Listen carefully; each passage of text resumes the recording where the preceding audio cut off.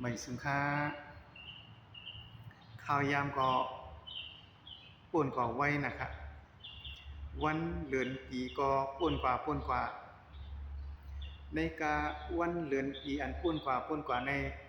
มันนำได้ป่วนกว่าละลายค่ะเนาะมันปาเอาอายุอาสาเขาลดย่อมลงกว่านั่นค่ะเดี๋ยวก็มันเฮ็ดให้ห่างพางตัวคิงของเฮาหลากหลายกว่าจึงนางคนหูล้ำก็ตีเย็นเป็นคนหูขาว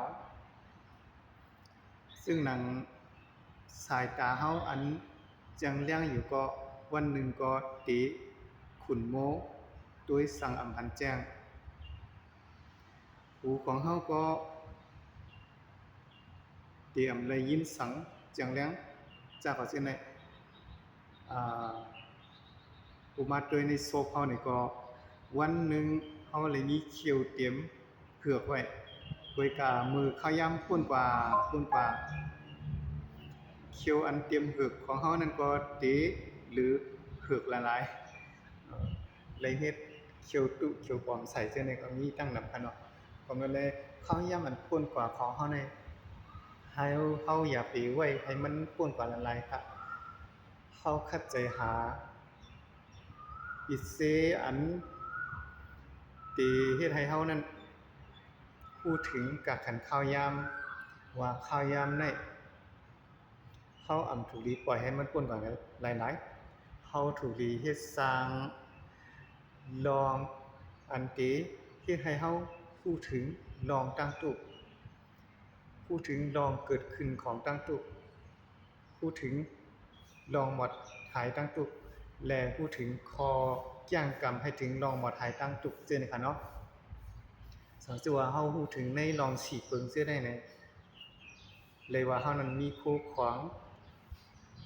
อันสุดตอนที่สุดในค่ะเนาะสังสิว่าเฮา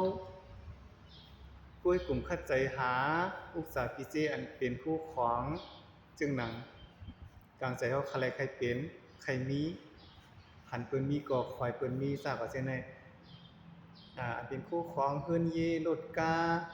คู่ขวางก็หักก็แพงต่างสิ่งต่างบ่เช่นใดมันสิเฮ็ดให้เฮามีตังเชื่ออยู่ในโลกาในไรในก็ยาวค่ะเนาะกวยกาเมื่อเฮาล้วนหายตายกว่า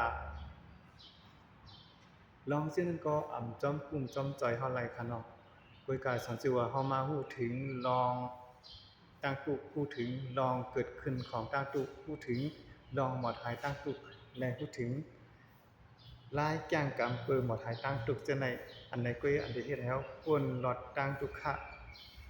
อันใดเกิดตายปันตรงอยู่ในสังสาราหลวงในค่ะเนาะเฮาขามีเงินมีคำนำตันไหลก็ยาวค่ะเงินคำเจนก็อันตีจางเฮ็ดให้เฮานั้นไหลเกิดตายปันตรงอยู่ในโลกาหลวงเนี่ยก็ปือเงินคำก็ปือลองใครใครเป็นก็ปือลองใครมีก็ปือลองถอยเปิ้นก็ปือเฮาปล่อยวางไรก็ปือเฮาเจ็บขัดดองกิเลสของเฮาไรซื้อในยาอันตีเฮ็ดให้เฮาป่นลดตั้งตุกลงเนี่ยก็ปือสังแลมีเงินมีคำมีอุตสาหะพิเศษนั่นใครใครเป็นใครมีเจ้านึงก็เตรียมทนตั้งสิ่งยาวในตีมีตั้งชื่อใจค่ะก็ลองตั้งชื่อนั้นเสียแลเฮาสังมีตั้งตุกค่ะเนาะตั้งตุกอันว่าใน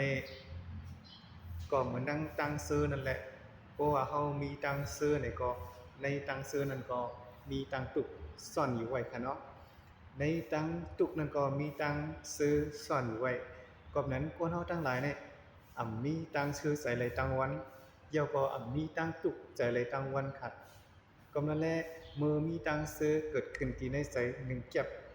สิหมดอุหายกว่ายามนั้นก็มีตั้งตุกเกิดขึ้นที่ในใจเฮาเหมือนกันค่ะก็นั่นแหละตั้งซื้อและตั้งตุกอันนี้มันเกิดขึ้นตั้งอยู่จุกแก็บสิหายหลายกว่าตั้งตุกอันนี้ก็เกิดขึ้นตั้งอยู่จุกแก็บสิหายหลายกว่าอั อันนี้เป็นเปิงธรรมดาสภาวะของธรรมะค่ะเนาะก็นั่นแหละสังสิว่าเฮามาเรียนรู้ถึงลองตั้งเซอลองตั้งตุกเฮาติรู้ถึงลองเกิดขึ้นตั้งอยู่สู่เก็บสิรูปหายกว่าสิ่งนั้นตั้งสิ่งค่ะเนาะสังสิว่าเฮาอำไปรู้ลองเกิดขึ้นลองตั้งอยู่อำไรสิบ่รู้หายกว่าสิ่งนั้นเหมือนตั้งเฮาอำไปสังเหมือนตั้งเฮาไปนิสังขา